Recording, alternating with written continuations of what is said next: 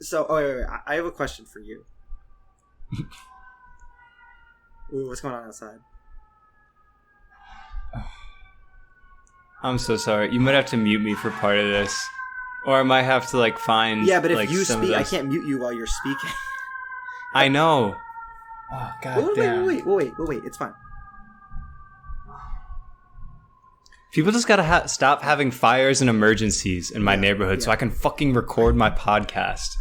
There's no respect for podcasters in Brooklyn. I think that's an issue that we really haven't actually addressed on this podcast yet, is when do people just start taking responsibility for their lives and stop relying on the government to solve every problem for them? I think that's an important idea that we need to get across, because we don't want to create a victim culture amongst our listening audience. And with that, today, guys, we're going to be discussing Atlas Shrugged and why poor people deserve to die. So I do actually have a question for you, though. I have an answer for you, I hope at least. You think... How confident are you that you could explain what dialectical materialism is? / have you heard those words before? Only because you've texted them to me a number of times with that as the only context as to the work we're reading next and how you're excited about it. But other than that, no. I would probably refer them to you because you seem way more enthusiastic about it. All right, so I watched... I didn't watch the whole thing, but I noticed I was scrolling through my YouTube recommendations a couple months back, and I remember the Jacobin YouTube page had done an interview between Colin Kilpatrick, I think is his name.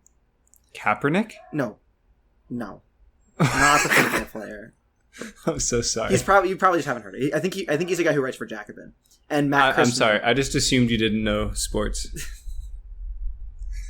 And then Matt Christman, who is of course of Chapo Trap House, and the title of the interview is Matt Christman Explains Dialectics. And I remember I hope his name is Colin, because I didn't go check before just now. It's a C name. It's a 2-syllable C name. I'm gonna call him Colin. And he it could be Connor. It might be Connor. I don't know. Okay. He goes, so I've heard rumors that you understand dialectics. And that really stuck with me, because I was like, I don't think I understand dialectics whatsoever. And I heard Matt try to explain it, and I still didn't get it at all. But I didn't get it going into it. So I decided I was going to do some reading. I read a lot of interesting people. We're going to talk about Friedrich Engels mostly. Read a little bit of the Social Democrat Karl Kautsky. And I also read a little bit of Stalin. So we're gonna shoot around a little bit. Mark, are we delving into tanky territory? No, I don't. I honestly don't think so. This is all the ideas that we're going to talk about should actually be things that most leftists can agree on, at least on some level. There are definitely not all leftists are super materialist. There are definitely a lot of idealist leftists and stuff like this, but a lot of the ideas that we talk about, I think, are things that most people who believe in making the world a better place through political action should be able to agree on, because they're very foundational. I thought of dialectics as something that was really conceptual and not that concrete, and I didn't understand why I should put the time into getting them, because I didn't understand what the purpose of them was, but I get it more now. So hopefully I can actually explain that. Yeah, I stopped listening after you said most leftists should agree with, because that's physically impossible. But I would like to learn more about this, because it sounds like it's something you're passionate about. And I just like seeing you happy, Mark. That's it. That's all I want in the world. We'll talk about places. Really, it's the materialism question. Murray Bookchin did not strike me as very materialist. He struck me as some... But we'll talk about the distinction a little bit later. So let's do it.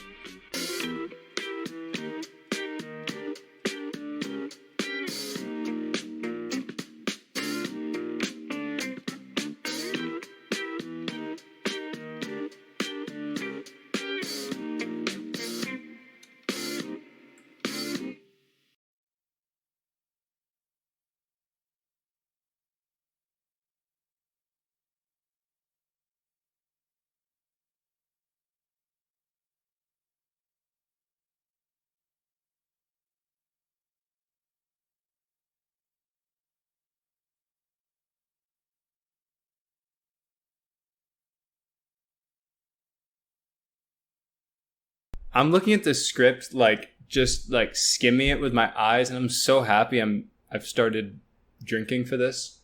It's gonna be I think it's actually gonna be pretty comprehensible. If you say so. If you want to dive into it, I actually feel very confident that's going to be comprehensible, and you're going to help me with that, because if I say something that is incomprehensible, then you can tell me, and then hopefully I'll be able to explain it better. You know, I'm the resident low IQ correspondent, so if I don't get something, I'll let you know. You know what we forgot to do? Introduce this episode. Oh my god, yeah, wait, we forgot to do the little intro shit. You can do it this time. Don't pander to me like that. You can just do it, Mark. Just tell everyone what podcasts they're listening to. Welcome to We Read Theory, the podcast where we read theory. So you don't have to. My name is Mark. But you can if you want. You can read theory. I'm Alex. You can read theory. Would you say? I'm sorry, can you say your name again? I interrupted you. Oh, Alex with an A. A is in apple. Or astronaut. Whichever you prefer. So, as we discussed in whatever section of the last 30 minutes that I'm going to turn into an intro, dialectics is a bit of an illusory concept for a lot of leftists. And I think I've proven my case there already. And it certainly was for me for quite a while. I knew that a dialectic was a way of thinking about interactions between forces and ideas. You have the thesis and the antithesis, and these two things contradict each other in some way, and when they come together, they kind of fight it out, and you get the synthesis, which is something new that resolves the contradiction that used to exist. And that's all well and good and pretty easy to understand in the abstract, but I didn't understand how to bridge the gap between this simple structure and the actual meaning of dialectics to Marxist analysis. Dialectics also exists within a wider array of Marxist jargon terms like dialectical materialism and historical materialism, which are all really important to the Marxist worldview, but are also kind of illusory and hard to grasp. And I tended to just let these concepts fall by the wayside in favor of more concrete observations and prescriptions, because I couldn't really get them to make a whole lot of sense, and I really couldn't understand why they are so important to Marxism when it seems that simple, straightforward observations about our world are perfectly sufficient to justify concepts like socialism. But when we read theory, TM, and especially Marxist theory, you read a lot of reply pieces, and one of the most common charges brought against non-Marxists by Marxists is that their analysis is not dialectical or not materialist. So I really began to feel uncomfortable, like I was getting the right answers on a math test, but I didn't actually understand the math. So that's what this episode is about. We're not just going to get the right answers, we're going to understand the math, and we're going to understand what Marxists mean when they make these kinds of arguments about other kinds of socialists. Yeah, as someone who got a math degree in college, you can't really actually do anything by like just memorizing formulas and fun things that like sound good. When I had to learn calculus, I remember the way that I learned. The best I ever did in a calculus class was for a period of time where when I was assigned like a reading or like a homework in like a math textbook, and there was a problem I didn't get, I would just stare at it for like an hour, trying, like thinking really hard about it until I understood why everything did what it did, and then I knew it forever. But except until now, which I don't know how to do calculus now, so. See, I don't know really that I could take a derivative right now. That's probably one of the one things I could do. And in my job where I do math every day, it doesn't matter. It just doesn't matter at all that I can do that. Yeah, you reduce the power by 1, or do you, and then you do something else to the thing that the power is 2. I'm not going to explain how to do a derivative on here because that's not what this podcast is about. Maybe I'll start a math podcast one day. I had a friend who was an engineer, and I asked her for help when I was first learning calculus, and I didn't know how to do anything, and so she was, we were like going through a problem. She goes, okay, so you take the derivative, and I go, okay, how do I take the derivative? I was a freshman like econ student in like my first calc class, and she was a sophomore engineer. So like she was just like, you take the derivative, just take it. Like, I don't even know how to explain this to you. See, that's a bad teacher. Okay. I would love to become a math teacher. But she did explain it to me. I did get it eventually, but for real. That was her immediate reaction. 20, like, what is it? Like 16 to 20% of our listeners are like ages 16 to 20. If any of y'all need help with math homework, DM me on Twitter, because I would love to like actually put my degree to use. Oh, follow us on Twitter at We Read Theory Pod. Also, little mid-episode plug.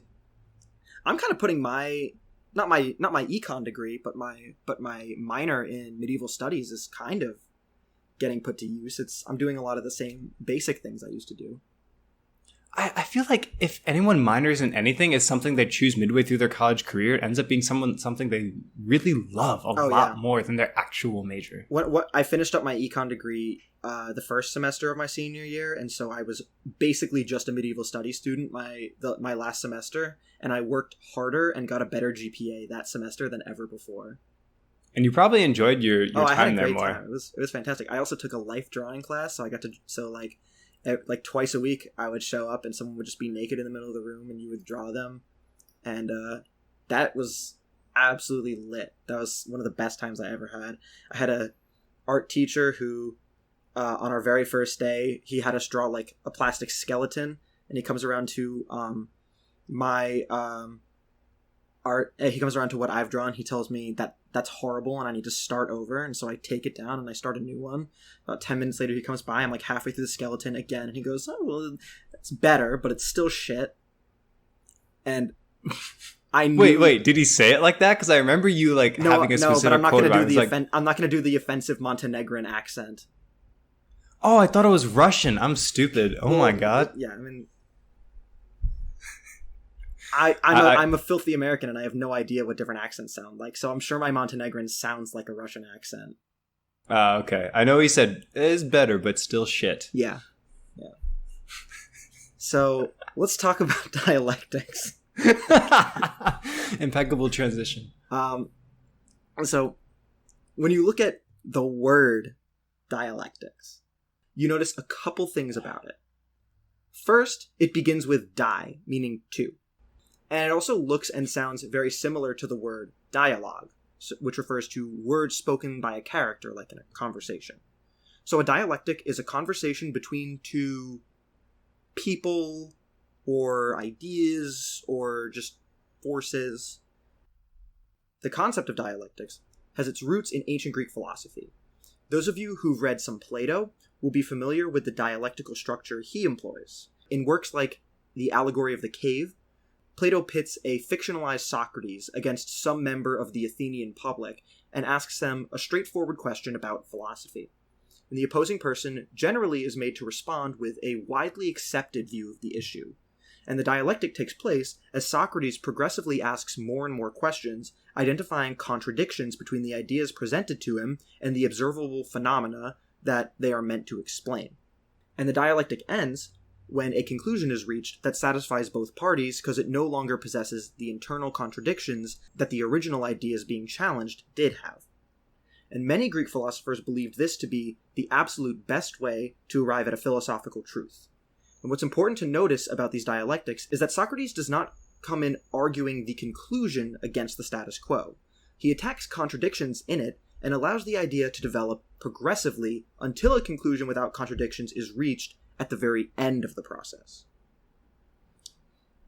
I feel like this is really difficult because everyone's going to value different things. Is someone going to value, life, or is someone going to value someone's freedom to make economic gain? Is this more about both sides making concessions, or both sides coming to an agreement on what's really important? Because the latter sounds incredibly difficult and like a years-long process. So it's not two theses and they reach a synthesis. There's thesis and antithesis. And the thesis is generally, you can label them whatever you want, but there is a distinction because the thesis is the status quo, the thing that is in place right now. And the antithesis, it comes in the form of identifying internal contradictions within the status quo. Or, that it comes with it's a set of criticisms that identify contradictions within the status quo that need to be corrected before they create some kind of a disaster. Okay, so it's already very narrowed down, is what I'm hearing. It can't be two giant, broad ideas. Well, I don't know what you mean specifically by that. I mean, no. I mean, why not? Plato is always talking about really broad ideas, and he's using dialectics the whole time. Okay, give me an example of of one of these debates. What would be the two sides? Well, it's not two sides. Would it be like state-sponsored communism and anarcho-capitalism? It's not two sides. It's one person. It's the Socratic method. One person asks a question, and they get an answer, and they identify, and then they ask another question to go like, okay, well, I don't know. I didn't prepare a dialectic, but you might like, okay, let's say that you're talking to someone who thinks that the war on drugs is a good thing. And you say, why is the war on drugs a good thing? And they say, I don't think people should do drugs, so I think they should be illegal. And you say, well, we found that in certain countries who have decriminalized drug use in certain ways and prioritized treatment over criminalization, we actually see not only reduced rates of things like overdoses and like really dangerous stuff, but also just lower rates of drug use in general because people can get treatment. So if that's how you believe, then if that's what you believe, that you just don't want people to use drugs because they're harmful, then you should actually not support the war on drugs. That's a dialectic because you're identifying contradictions within the status quo belief. Okay, you can't support criminalizing drug use if you want to reduce the use of drugs, because decriminalizing drugs would actually make people use drugs less. Yeah. Perfect. But the use of this method to arrive at truth reflects a deeper philosophy about the basic function of the world. The Greeks saw the world around them as a network of opposing forces that balanced out and produced equilibrium. As the dialectics of Plato and Aristotle show us, these contradictions are not to be left in a constant and unchanging balance. They demand inspection. They necessitate change. So the world is always in a state of change and always in a state of transition. In Dialectics of Nature, Friedrich Engels exalts the Greek philosophers for this. He says that while they were lacking in much of the scientific knowledge that came much later, the Greeks possessed a deeper wisdom about the true workings of the world around them, that only in his time was beginning to be rediscovered by Europeans. Engels places the beginnings of the modern scientific movement at the Reformation in the 16th century. And in this era, we learned new and exciting things about astronomy, geology, physics, biology, chemistry, but all this knowledge was packaged along with this great misconception that the world is immutable and unchanging. We could observe the anatomy of humans and various other animals, we could chart out the arcs of the planet's revolutions around the sun, but we didn't understand these phenomena as they are, as transitory results of an ongoing process, as things that, by the very fact that they exist at all, must have come into being at some time, and must cease to be at another time. And this view of the world as unchanging and constant is inherently reactionary. Obviously, right? When you believe the world is inherently unchanging, that implies other beliefs. The order of things as they exist at the present moment has to be taken for granted. This applies to nature, but also extends to our society. The rule of kings can be seen as equally natural as the predation of the deer by the wolf, and Engels calls this philosophical position the metaphysical view of the world. Ultimately, the undoing of the metaphysical view was the fact that it isn't true. It's just not. And as we discovered more and more about the physical world through the scientific process, the metaphysical view became untenable. Darwin is probably the best example. His theory of evolution, which continues to form the basis of our understanding of the origins and development of species to this day, basically blows metaphysics away. And when we analyze the theory of evolution, what we immediately notice is that the process it describes is dialectical. The development of species is motivated by contradictions. An organism has needs, and it has the ability to get certain things. When there's a contradiction, such that what an organism is able to get is different from what it needs, it either goes extinct, or it undergoes some change so as to correct the contradiction. Of course, evolving is not something organisms do intentionally. It's not really something organisms do at all. It just kind of happens. And biological processes that determine whether an individual organism does or doesn't have a certain trait are fundamentally random. But the factor that determines the success of a trait on a population level is its ability to correct these contradictions. The process of contradictions becoming more pronounced and then being corrected is what Marxists are talking about when they use the word development. When they talk about the development of capitalist society, for example, they're talking about the contradictions within the system becoming more pronounced to the point that they must be addressed and corrected for, or we all die. Which is looking more likely every day. Fair. I hope we have just a dramatic overcorrection right now. We just switched over to fully automated luxury communism real quick. So you don't care about gays in space? I care about gays and I care about space, but together, it'll happen if it happens. So there's a really important distinction that we have to make in order to keep our conversation of dialectics firmly in the Marxist and materialist camp. Marxist dialectics are an evolution on Hegelian dialectics. Hegel basically said a lot of the things that we've already discussed about how development is a process by which contradictions are corrected and produce something new. However, Hegel was an idealist, not a materialist. And what I mean by this is that Hegel believed that the mind was primary while the material world was secondary. And basically there was no such thing as reality, like in the core sense of the word, outside of human perception.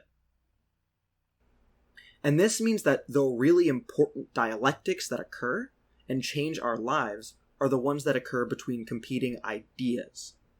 The Marxist view is a materialistic one and is the exact opposite. According to Marx, the material world is the site of truth, and our minds merely observe and reflect that material truth, and often distort it. But this means that the driving force of natural development is material conditions. Remember that evolution, for example, is a materialistic dialectic. Organisms are motivated to evolve based on what their bodies physically need and what they are physically able to acquire. These are material conditions. Likewise, the conflicting forces that keep an object in orbit, the gravity that pulls it towards a planet or a sun, and the inertia that keeps it away, are also material conditions. And the confluence of the primacy of the material world over the mind, and that dialectical view of the world, where things have contradictions and they develop and they continue to change all the time, that's what we call dialectical materialism. Does that make sense? Yeah, most of it. I mean, I caught about half of that, I'm not going to lie, but yes. That sounds about right. So, let's remember now that dialectical materialism is not a view of human society. It's a view of the natural world. If we want to apply dialectical materialism to human society and its development, and we do want to do that, we arrive at historical materialism. We discussed this briefly in episode 8, in which we gave a short overview of some of the basic tenets of Marxism, but we're going to dig down a bit deeper now. In order to apply dialectical materialism to society, we first have to recognize the primacy of the material world to the mind. And what I mean by this is that when you look at the root cause of why a civilization takes the shape that it does, you look primarily to material factors. You look at the geography, the climate, the natural resources in the area. You might look at the population size. As society develops, you would also look at the various methods of producing the goods needed for survival that the civilization has available. Marx called this the mode of production. What does this look like in action? Well, let's take two ancient river valley civilizations, Egypt and Mesopotamia.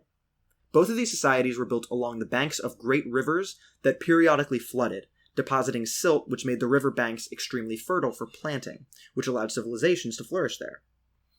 When we look at their religions, we notice some significant differences though. While Egyptian gods are generally viewed as nice and charitable, Mesopotamian gods appear much more mean and fickle. And an idealist might attribute this difference to some distinction between the people and their perception. The ancient Egyptians were a more optimistic people, for example. A materialist, however, might attribute this difference to a material factor. Both civilizations relied on the periodic flooding of their rivers, but these flood patterns were very different. While the Nile had a highly predictable flood pattern, which made farming more productive and dying from floods easier to prevent, the Tigris and Euphrates in Mesopotamia were much more erratic, so farming was more difficult, and deaths from floods were more common. And a materialist will always choose the material factor over an ideal factor when explaining how a society got where it is today. So that's materialism applied to society, but where do the dialectics come in? Just as in nature, dialectics are how we understand the motion of things. Societies change and develop dialectically. Like an animal that must overcome contradictions between their needs and their abilities, a society must rectify its mode of production with its material conditions. The transition from medieval feudalism to capitalism can be viewed this way. The rights and privileges afforded to lords, as well as the general system of land ownership, was catered to a feudal society in which most people were serfs who tilled their own land for much of the year, produced their own food, and manufactured most of their goods on a communal level for direct use rather than for sale at a market. Commodity production, which is production of goods for the specified purpose of selling it at a profit, did exist, and so did wage labor, but these examples were largely the exception rather than the rule. However, the forces were already at work within feudal society to bring the individual manufacturers of goods together into large workshops and factories, producing goods for sale on the market. Those who owned the workshops became the bourgeoisie, not as a result of a societal shift towards capitalism, but in fact predating that shift by quite some time. The shift of the mode of production away from individual to socialized labor, and from agriculture to industrial manufacture, exacerbated contradictions in feudal society. These contradictions were between the emerging mode of production found in the workshops and factories, and the feudal rights and privileges that had been designed to fit a feudal mode of production. The ideological shift towards capitalism and bourgeois democracy should be viewed as an attempt to rectify these contradictions. Of course, as we know, the creation of capitalist society created a great many contradictions of its own. Capitalists are motivated by profit, so they bring many workers together in large urban factories to produce goods as cheaply and efficiently as possible. But bringing these workers together on such a scale creates an opportunity for them to form class consciousness, organize, and resist. It's more profitable to ignore the effects of your manufacturing on the environment, but the destruction of the environment makes it harder to do business in the future. It's more profitable to pay your workers lower wages, but doing so means that fewer people have the money to buy your goods, which eats into your profits on the other end. Capitalist crises occur when the contradictions between the ideal and the material become too great and explode catastrophically. Take the 2008 housing crash, for example. Financial products were sold to investors, which were essentially bets on the likelihood that a number of homeowners would pay their mortgages. Now, just because an investment carries risk doesn't automatically mean that there's a contradiction. However, contradictions do arise when the ideas are incongruous with material conditions. In this case, the approximated safety of the bets being made were not accurate reflections of the actual risk in betting that the mortgages will be paid. This was done because it was more profitable for the financial institutions selling the bets. By selling high-risk bets at low-risk rates, they had essentially created money out of thin air. And once the inevitable occurred, and the high-risk bets started acting like high-risk bets, that money disappeared even more quickly than it had been created in the first place, causing the greatest financial crisis since the Great Depression so far. I love talking about the 2008 financial crisis, and I was looking for holes in that very concise explanation of it, and I struggled to find any. That was very good. Oh, we're gonna talk about the current financial crisis as well, right now. Thank God we have context for today. So the financial crisis in which we see ourselves in at this very moment is likewise the result of contradictions. The prosperity of our economy is based on a lot of factors, but principal among them is the velocity of money, or the number of times the average dollar is spent in a given year. In order for our economy to do well, money must be constantly moving around. But money can't move around unless people are also moving around, and therein lies the problem. Because now we have this global pandemic, we have to choose between keeping the velocity of our money high or letting hundreds of thousands die from a disease that can be defeated by a couple of months of social distancing and sheltering in place. And it's not like hundreds of thousands of deaths is good for the economy either. That's the contradiction. But it's definitely also hundreds of thousands of deaths is exponentially worse for a politician's image than a crashing economy. Which also may result in tens of thousands of deaths. Don't most presidents who served during wartime get higher approval rates because of it? Okay, depends on who the hundreds of thousands of deaths are. If it's people attending a wedding in the Middle East, maybe hundreds of thousands of deaths isn't so bad. We can live with that. If they're collateral damage, that might be fine. But if it's Midwestern white people who just want to go to Applebee's, fuck, dude. You better watch out. The flyover states are a significant part of your voting block, and you should probably take that into account. We haven't talked much about utopian socialists yet. But the utopian socialists were like a pre-Marxist group of socialists. But they noticed a great many of these contradictions in the capitalist system well before Marx wrote anything. The bourgeois revolutions had introduced some dialectical ideas into the mainstream, namely the idea that institutions were not immutable, and so they needed to hold up to scrutiny if we wanted to decide whether we should keep them or get rid of them. Enter industrialist Robert Owen. Owen owned and ran a cotton mill in Scotland in the early 1800s. He had noticed that even though workers were far more productive than they'd been in the past, they were not meaningfully richer. And Owen saw this as an utter moral failing in the capitalist system, and sought to organize his mill on superior moral lines. He paid his workers significantly more than the average wages for cotton mill workers, and he had them work fewer hours a week. He even paid them the exact same wages during times when the mill had to stop production for one reason or another. And the result was a community with no poverty and no need for police, and all surrounding a highly productive cotton enterprise. What Owen was doing here was like an ancient brewer making beer because he knows it's safer to drink than water, but doesn't have the knowledge yet to understand that it's the boiling of the water that makes it safe. So what Marx does when he develops his theories of dialectical and historical materialism, which are two terms that Marx didn't actually use. Those are terms that were attributed afterwards, in hindsight, to explain the ideas he was getting at. But those are not words that Marx coined himself, so just keep that in mind. But what he does when he develops these ideas is that he's basically introducing germ theory into the brewing process. And socialism goes from being a good and moral idea to a scientific necessity and an inevitability. Dialectical materialism shows us exactly where the problems in capitalism lie with surgical precision, and also gives further theories a structure and direction. We can see that the birth of capitalism implies its eventual death and replacement with a mode of production higher in the development chain. And it shows us that the purpose of creating theories of socialism is to align our economic ideology with the actual material conditions surrounding us. And yeah, I mean, I don't know. I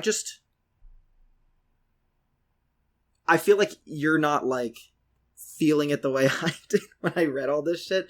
But I was like, oh my God, like I understand why it's important now. Because at the core of, like, if you've ever argued with a conservative of any stripe, you've had a moment where you get really frustrated because you realize that you have to get over this hump with them where they just fucking assume that everything that exists as it is like, it automatically gets like an automatic justification just because it exists right now. And if you could just get them to pull back and not have any preconceived notion of the way we do the government now, or the way we organize our economy now, gets this a priori like justification, and just get them to let that go and just fucking look at it, you could convince so many people of so many good ideas. You make this grand assumption, Mark, that I just haven't given up on conservatives in general. That I'm not just descending into nihilism and assuming that at best they'll be grill-pilled centrists who are also ascended centrists, aka nihilists, with me. Anyone who will sit down with me, and actually have, a nice little exchange of ideas, I'll explain how this shit is a ticking time bomb. Do you think we should start doing debates? Debates? Mark, who are we going to debate? Who is this tiny little, 1,300 follower podcast going to debate? My landlord? I'll get my landlord on the podcast. There are plenty of 4-figure followers, right-wingers on YouTube. Yeah, I know you're doing this as a bit, but we'll debate some conservative TikTokers. Yeah, dude, we'll debate. Yeah, if anyone knows any PragerU followers who've passed the test and gotten full marks on the PragerU tests, we'll debate you. Me and Mark will tag team them. But yeah, that like really fucking frustrating reactionary impulse that conservatives have to just like assume that what is right now is the right way to go just because. Like, dialectical materialism stands in diametric opposition to all that, because it's about just because something because it rejects the idea that it is possible or desirable to take a snapshot of the world and view it like that.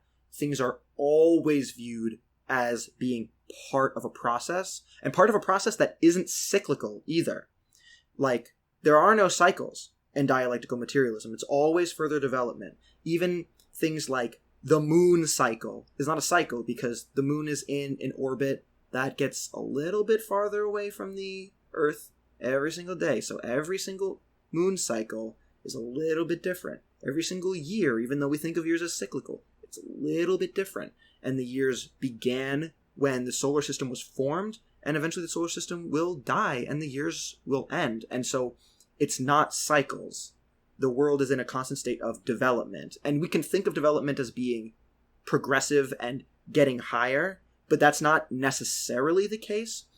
But the material conditions that will come out of the process of change, both in human society and in just nature, will always be the ones that sufficiently correct for the existing contradictions in the current system. And so that means that as people who think in terms of dialectical materialism, when we look at what's the most important thing today, we're looking at what material conditions are in ascendancy, what's coming next, not what's here right now. Yeah, to try and like wrap this up and bring it home just a little bit. I think a great example of the kind of phenomena you're talking about with anyone who's not a leftist, I guess, would be eliminating the police. No one can imagine a world without the police. So many. Whenever you bring it up to someone, they're like, "Okay, who's going to do this?" And you're like, "Someone more qualified. Who's going to respond to like instances of I don't know, like jumpers or domestic violence?" I was like, "Great, therapists and social workers. Someone who's more qualified, who's not the fucking cops." So and it's like they just can't wrap their heads around anything other than what they've known their whole life, which is understandable, but at the same time, like just like be even just a little idealistic about it. Yeah, and it's like I understand that if you have a whole conversation with people about whether or not the police should be existent in their current form or scaled back significantly or abolished entirely, that like they're going to come away agreeing with me. But so often the idea that they should even consider and think about and make the effort to actually argue against because the position they disagree with is totally like, even getting them to that point is basically impossible a lot of the time. Yeah, you just like, the fact that a big conservative position is that liberal snowflakes don't want to have a debate about anything is hilarious to me. Yeah, it's always been projection. But I have another good example, I think, of how we can apply dialectics to how we think about things right now. One of the completely fucking anti-dialectical ideas that we have just been pummeled with for the past few months. I mean, it's gone a little bit by the wayside since the kind of month or so succeeding Super Tuesday. But the idea of electability, the idea of there being a set of ideas that you can run on and a set of ideas that you can't run on. And basically, like, that's obviously the charge that gets brought against farther left, certainly not far left, but farther left candidates within the Democratic Party. And the argument is always that, like, oh, like, we like the ideas, but they're not electable, you know? And that's a big thing, you know? They gotta be electable. And it's like, I don't have a problem with the idea that we should be balancing our ability to keep power while doing certain things with the things themselves being good. Like, the fact that there should be some interplay between those things, I think is absolutely true. But the problem is that the idea of what is and isn't electable is always talked about as if it's immutable and as if it's just this constant thing, and that, say, Democratic leaders can't come out in support of these things because they're not popular. And there's very little understanding, it seems like, that actually a lot of the reason that there's actually an interplay, and that you know, we think of Democratic politicians as being influenced by their voters and not the other way around, when in fact it's really a two-way street of influence. And a lot of voters think that certain things are mainstream or not based on what their politicians say. So actually, if a lot of Democratic leaders started coming out and saying, we like Medicare for all, that would make it a more electable idea to run on in and of itself. But it's treated as immutable because they're taking a snapshot of what seems electable in this moment without considering how changes in our strategy might also change what is an electable idea. That would be applying dialectical thinking to the concept. That's the thing, though. People, like our politicians aren't necessarily saying, like, I don't want Medicare for all. They're saying America doesn't want it, or the American middle, or the American moderate voters don't want it. The straw man of the American moderate voter is a complete farce and totally stupid, and has been stifling progressive politics for decades now. It's an obfuscation of what is actually. It's the same thing as when they say we can't afford this. It's an obfuscation of what they actually mean, which is, I don't want to pay for this, which is not the same thing as we can't afford this. It's different. Oh, no, absolutely. I think it can best be summarized as everything is impossible until it happens. Like, you couldn't have imagined 10 years ago someone with the word socialist, even preceded by democratic, running for president. And now it's happening. Well, it was, at least. It was happening.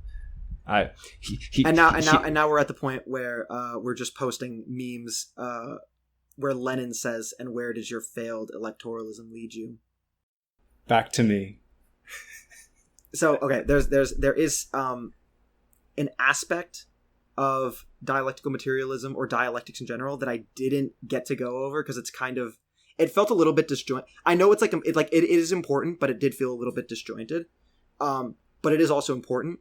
And that's that it's not just that things are always in transition, but that the way that we categorize things, and thinking of categories as always being like these things with clean lines and not as being inherently contradictory in themselves and needing a kind of a subjective mind to like parse them out. That's also like an inherently reactionary thing. You know, it's just with Jordan Peterson a lot, how Jordan Peterson is like obsessed with, we have to be able to categorize things, and those categorizations have to be objective, and, you know, they have to be consistent. We have to have one way of like categorizing everything in the world. And part of dialectics is recognizing that this is totally impossible. And one of the big things that I saw Engels talk about this, I saw Stalin talk about this, is that one of the most fundamental categorizations that we have is between the qualitative and the quantitative. And what we notice is that this seems like such an obvious thing. Like, it seems really obvious. What's the difference between a qualitative and a quantitative change or value or whatever? But when we examine it closely, we see that even this really obvious categorization breaks down upon further investigation. Let's think about it like this. You have a propane torch that will burn at a certain temperature for a certain amount of time before it runs out of fuel. If you double the amount of fuel, the torch will burn twice as long. If you instead replace the propane with a different substance like octane, I'm not a chemist, but I think it's safe to assume that some of the properties of that burn will be different, even if the amount of gas is the same. So the doubling of propane is a quantitative change, while the changing of propane out for octane is qualitative. Simple enough.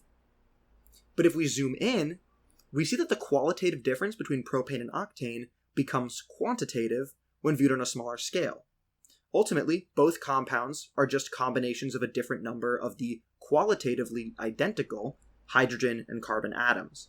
Even the difference between two elements is only the difference in the number of protons, neutrons, and electrons. And we can apply this breakdown to economic relations too. We think of the difference between proletariat and bourgeoisie as being qualitative, not quantitative. The bourgeoisie are not just richer than the proletariat in terms of how many dollars they have a wholly different relationship to the means of production, in that they own them and make profits rather than laboring with them and making wages. However, it's the accumulation of money that allows for the purchase of capital in the first place, and this capital can only be purchased once the amount of money an individual possesses has reached a certain minimum. Does that make sense?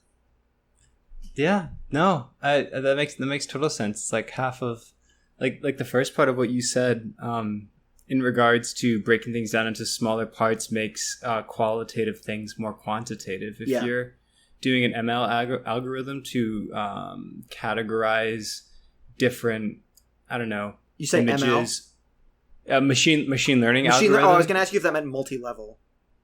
No. And for this podcast, I thought you would have assumed it meant Marxist-Leninist. Well, algorithm. I knew it didn't mean that because there's no algorithms in Marxism-Leninism. Not yet. They don't call it the immortal math. Fuck off. Well, you're going to break it down, pictures of school buses, into like a certain like percentage of yellow pixels of this shade, certain number of black pixels of this shade in certain positions. I don't know, and then use like a k-means algorithm to say, okay, when certain pixels are in this kind of cluster, then that indicates a school bus, or doesn't indicate a school bus. So two things that may seem like an opinion. Once you break them down into really, really, really small parts, it can all be quantitative and broken down and made more black and white. So this is a really cool way of explaining that, I thought. Yeah, and that's dialectical materialism right there. I think the hardest part with dialectical materialism is figuring how to get it to apply to socialism. But I hope, and you know the thing is, at the end of the day, I think that a lot of the ideas within dialectical materialism, a lot of the conclusions that it reaches, are things that leftists in general tend to understand on their own.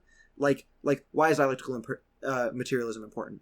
Well, it implies that the world is always in a state of transition, that history is not cyclical, so what comes next could be something we've never seen before, and what comes before might not repeat in the future. These are all things you need to understand before you can begin to talk about doing politics or taking political action to make the world a better place, right? You have to accept that change is possible for the better, that change is actually inevitable. And then you also need to be able to identify, you need to be able to resist the methods of categorization that the reactionary society you're currently living in is going to try to impress upon you to make you live your life a certain way and think about things a certain way. You need to escape from that. And you also need to be able to very specifically identify why it is not just moral, but necessary for you to make these changes. And those contradictions within the current society are really where, like, it goes from, like, a thing we should do to a thing we have to do. And that's kind of the core of what Marx does for socialism. And that's where you get the term scientific socialism, where it's now, we're talking about the socialism of facts that don't care about your feelings. And I know this probably should go without saying because this is a leftist podcast, but the worldview that you eschew the current state of the world for should be more empathetic and not more selfish. Yeah, because that's one of the material conditions that is in contradiction with our ideology. We have a highly individualistic ideology, but we are also packing people together in these big factories, and that's more of an industrial revolution kind of thing. But at this point I read an article when I was getting my econ degree about a pencil and how a pencil is made and how nobody knows how to make a pencil. No individual can make a pencil because, or at least not the Dixon Ticonderoga that you write with in school, because, really, from nature, the graphite comes from one place and the wood comes from another place, and whatever they mix up to make them, so if there's an oil-based paint or whatever, and the brass in that holds the eraser on, and whatever the eraser, the rubber that the eraser is made out of. These all come from completely different places. They're mined by huge numbers of people. They get transported around the world. They get assembled in a factory. They get sold by completely different people. Like, this is something that Kropotkin talked about, which is okay, labor creates value and people should be compensated for their labor, but how do you even know whose labor went into a product? Like, a pencil involves the labor of thousands. And so that creates this ultimate contradiction between the selfishness and individualism of our ethos that we all live in today, with the way that we actually do stuff, which is highly cooperative. And that's what Marxists are talking about when they talk about the increased socialization of labor, because they were coming from a world that was transitioning from skilled craftsmen who owned all their own tools and made shoes or tools or whatever, and they might employ an assistant or something like that. But the capitalist way of thinking, the capitalist mode of production, kind of works for that, because it's your labor and your expertise is the primary impetus to this thing being made. So the fact that you might pay an assistant some wages, isn't really that exploitative in the same way that it is now, where you have someone who owns a huge company where tons of people work, and they rake in all the profits without even having to work at all if they so choose. Yeah, it's really easy to do that when everyone is so isolated. Yeah, you can you can walk into a Walmart and see probably thousands of different products that you can see the work of tens of millions of people. I know. I had to think about that one for a second. It could be hundreds of millions. Who knows? Like, I don't necessarily know how many people are in a given supply line. It could be millions for each individual one. Oh no, easily, and you don't think about that because we're so focused on instant gratification that it doesn't matter to us. We don't when we buy bananas, we don't think about the people that had to pick them, grow them, ship them, transport them, or like stock them in the shelves that we pick them from. You know, it's really easy to think like we get somewhere 100% by ourselves when we can't go to work to do things for ourselves without someone else's help. It's true. So that's do you feel like you kind of get dialectics a little bit more now? I know I'm more depressed now because I don't know. I feel like nothing's ever going to change again the same way I feel about the end of every other one of these episodes, which is fine. That's but dialectical materialism should actually give you hope because it means that no matter how bad it gets, we could all just die. I mean, we could all just die. That is definitely that would destroy the contradictions in capitalism.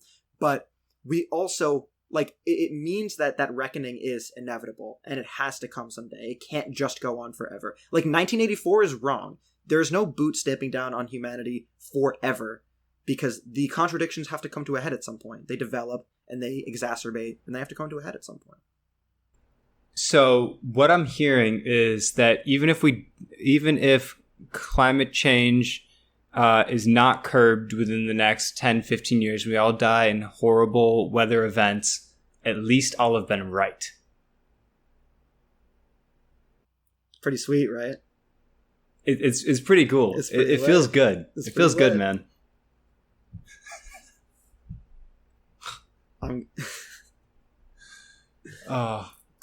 Pole and ball comics are inherently reactionary, but I did see one that I enjoyed quite a bit that was about like all the country balls are like trying to get into heaven and they have to get across a bridge that is as thin as a blade, and they have to find some way to walk across it. And it's showing all these different country balls trying to get across the blade in different kinds of ways. And then at the very end, it's just the USSR watching them all from the atheist void. What? Was the USSR inherently anti-theist? Yeah, dude. Oh, really? That's kind of based. On an institutional level. I mean, it's not like there were no religious people in it, but they were the godless commies. Okay, I gotta go let my girlfriend in. Twitter before we go. Oh fuck! I plugged it mid-episode at We Read Theory Pod on Twitter. You have to plug it at the end, please. At We Read Theory Pod on Twitter. Is there anything else we want to tell our people? That I love and care about each individual one of them. I dig it. I love you all too. Have a dialectical day. Fuck off.